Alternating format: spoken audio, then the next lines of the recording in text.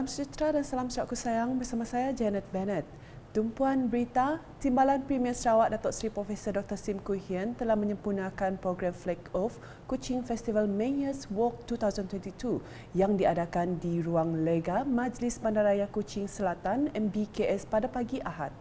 Tujuan program ini diadakan adalah untuk mengekalkan kesihatan tubuh badan dan minda yang cergas dalam kalangan warga tempatan. Di samping itu, aktiviti seperti ini dapat menyemarakkan lagi perpaduan antara kaum selain mengeratkan hubungan silaturahim. Pada program tersebut, para peserta telah membajiri dataran MBKS seawal jam 5 pagi. Tepat jam 6.30 pagi pula, program dimulakan dengan senaman tarian Zumba selama setengah jam untuk meregangkan otot sebelum memulakan perjalanan sejauh 3 km. Sambutan dilihat begitu meriah sekali dengan para peserta memakai baju berwarna biru bertemakan Mayor's Walk 2022. Turut hadir Datuk Bandar MBKS Datuk Wee Hong Seng, Timbalan Datuk Bandar MBKS Hilmi Othman, Pengerusi Pengelola Kuching Festival Mayor's Walk 2022 Kaunselor Chai Jun Lon serta tetamu hormat yang lain. Sementara itu, Kuching North Cat Show, anjuran Dewan Bandaraya Kuching Utara DBKU telah berlangsung dengan meriah di Maidin Petrajaya Kuching pada Sabtu. Program berkenaan disempurnakan oleh Isteri Premier Sarawak, Puan Sri Dato' Amar Jumaani Tun Tuanku Bujang. Penganjuran program itu bertujuan menjadi platform mengerat silaturahim antara DBKU dengan masyarakat sekaligus mewujudkan masyarakat yang lebih bertanggungjawab dalam menjaga kebajikan kucing di Sarawak. Selain itu, ia juga dapat menggalakkan masyarakat untuk menyayangi dan memelihara kucing sebagai haiwan peliharaan sekaligus memberi kesedaran dalam penjagaan dan pembelaan kucing. Turut hadir Timbalan Menteri Utiliti dan Telekomunikasi Sarawak, Datuk Dr. Abdul Rahman Junaidi, Timbalan Menteri di Jabatan Premier Sarawak Undang-Undang MA 63 dan Hubungan Negeri Persekutuan, Datuk Sharifah Hasidah Syahid Ahmad Ghazali dan Datuk Bandar Kuching Utara, Datuk Junaidi Ridwan.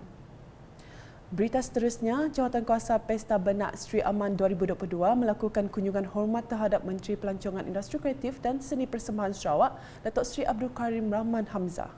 Kunjungan hormat pada Jumaat itu telah diketuai oleh Timbalan Menteri Pendidikan, Inovasi dan Pembangunan Bakat Sarawak merangkap Penasihat Jawatankuasa Pesta Benak Sri Aman 2022, Datuk Francis Hardin Hollis. Kunjungan itu bertujuan menjemput Datuk Sri Abdul Karim untuk hadir ke Pesta Benak Sri Aman yang berlangsung pada 9 hingga 11 September 2022. Perbincangan juga menjurus kepada permohonan peruntukan daripada Kementerian Pelancongan, Industri Kreatif dan Seni Persembahan Sarawak bagi menjayakan Pesta Benak Sri Aman 2022. Turut hadir dalam kunjungan itu ialah Timbalan Residen Sri Aman merangkap Pengerusi Jawatankuasa Pesta Benak Sri Aman 2022 Elvis Didit, Pegawai Daerah Sri Aman Sharif Bujang dan ahli-ahli Jawatankuasa Pesta Benak Sri Aman 2022. Laporan selanjutnya, Sarawak Sport Village bakal dilengkapi dengan galeri yang mempamerkan sejarah jago sukan Sarawak. Menteri Belia Sukan dan Pembangunan Usahawan Sarawak, Datuk Sri Abdul Karim Rahman Hamzah berkata, ia adalah bagi mempertengahkan kejayaan atlet yang telah mengharumkan nama Sarawak sekaligus dapat menjadi inspirasi untuk atlet baharu. Kita punya Sport Village, insyaAllah tidak lama lagi akan siap.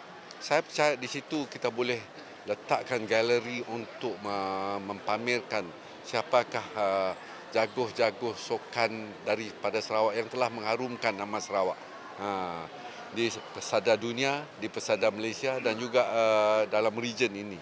Untuk atlet-atlet yang baru, belia-belia yang baru dapat melihat siapakah yang telah menjadi juara inspirasi yang boleh menjadi inspirasi kepada mereka, insyaAllah. Ya.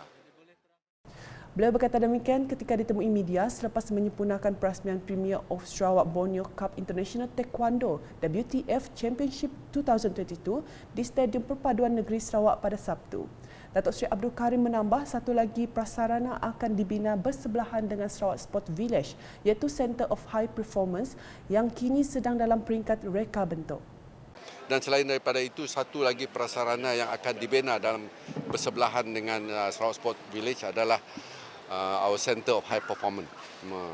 Our Centre of High Performance seperti Bukit Jalil lah, kita nak ada tempat kita sendiri untuk kita meningkatkan atlet-atlet kita. Sport Village sekarang sudah, saya rasa sudah hampir siap. Tapi prasarana untuk Center of High Performance.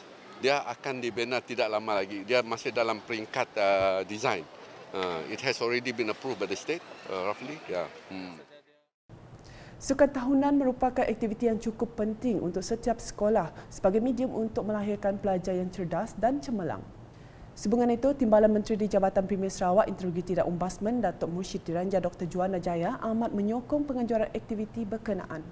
Sukan tahunan adalah acara yang cukup penting bagi setiap sekolah. Karena itu, hari ini apabila Tuan Guru Besar menjemput saya sekitar sebulan yang lalu untuk hadir program pada hari ini, saya terus beri komitmen untuk hadir program ini sebagai sokongan kepada pihak sekolah. Beliau berucap demikian semasa merasmikan kejohanan olahraga trek dan padang SK Kampung Igan di SK Kampung Igan pada Khamis.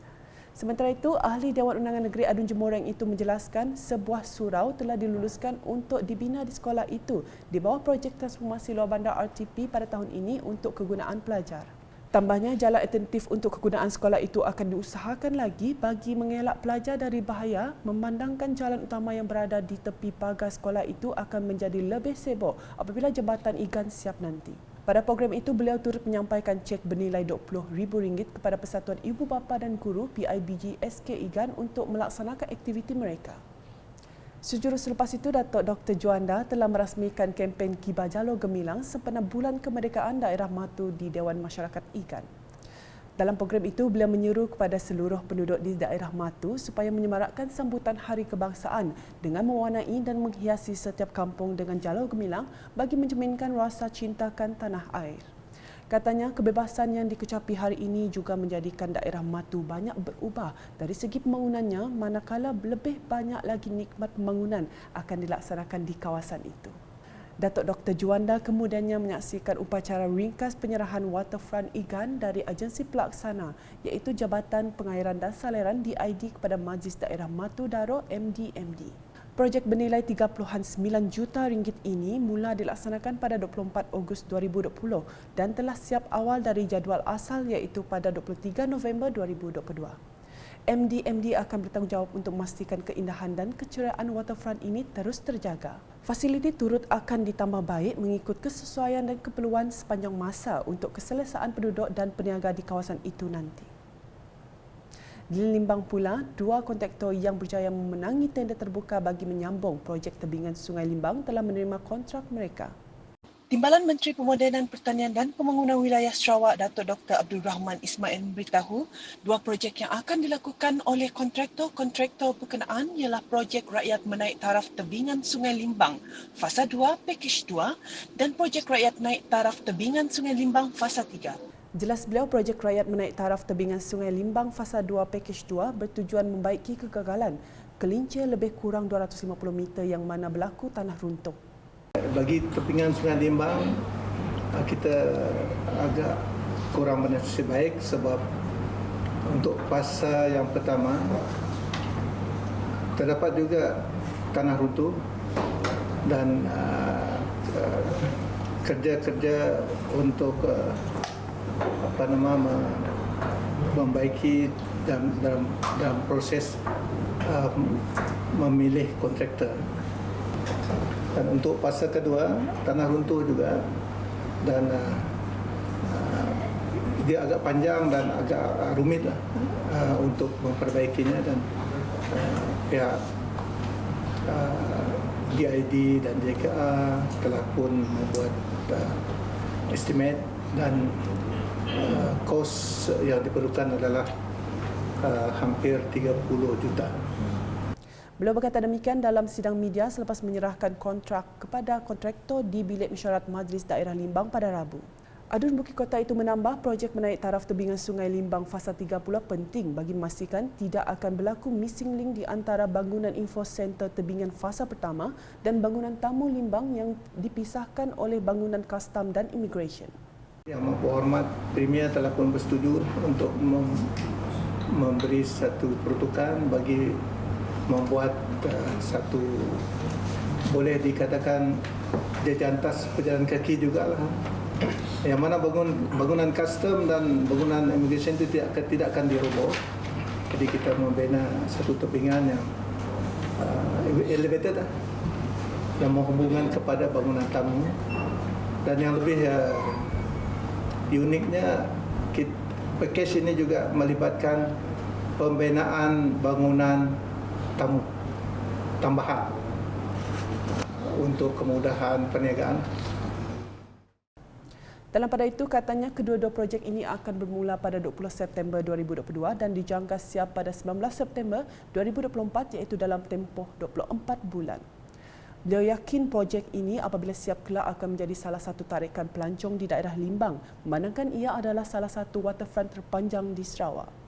Menurut beliau lagi, sektor pelancongan juga secara tidak langsung mampu menjana ekonomi penduduk tempatan, terutamanya bagi industri perhotelan, inap desa, kedai-kedai makan dan usahawan tempatan serta para peniaga. Sekian edisi Tengah Hari bersama saya, Janet Bennett. Berita lebih lanjut boleh didapati di semua platform media sosial UKAS termasuk portal ukas.sarawak.gov.my dan UKAS channel di YouTube. #Menyapa Fakta, Salam UKAS.